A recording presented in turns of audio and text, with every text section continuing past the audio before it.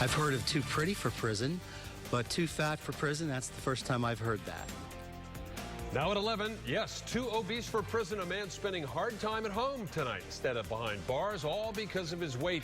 Good evening. I'm Brendan McLaughlin. Jameson has the night off. And I'm Wendy Ryan. Thanks for joining us. That man tipping the scales at more than 500 pounds and now arguing for his freedom. Our Alex Hobson joins us live in the studio to tell us more. Alex. And he's not getting that freedom, at least not yet. We just learned a judge issued a ruling this week rejecting his wishes to end his sentence early. So he's going to stay here in the Bay Area, guilty, but too big to be behind bars.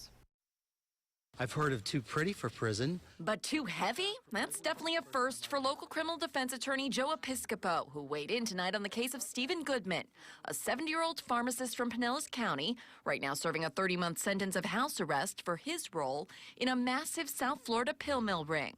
The sentence mainly because of his size, a now whopping 551 pounds. Tonight we tracked Goodman through property records to this Treasure Island address. But no one answered when we knocked. However, court transcripts from then detail what happened.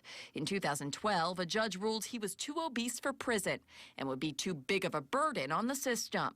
His multitude of medical and emotional issues, his need for an almost around-the-clock caregiver, and the simple fact he wouldn't fit on a prison bed, all taken into account, with the doctor surmising he'd only live another 1 to 3 years. But this week, with just months left in his sentence, his case resurfaced, with a motion filed to end the rest of his home confinement. Goodman's Tampa-based attorney argued that house arrest was unnecessary because his condition effectively confines him there already. Goodman wanted to spend what time he had left traveling to Cincinnati to see his family and friends one last time. But the federal judge was unmoved, ultimately denying him his request, saying it would eliminate the only real form of punishment he received. I'm not surprised at all. That's a bridge too far to cross. I did speak with Goodman briefly on the phone tonight, but all he would say was that he had nothing to say. As for his attorney, calls and emails went unreturned. Goodman is currently serving time for supplying more than 1 million pills to illegal pain management clinics in South Florida. Brendan?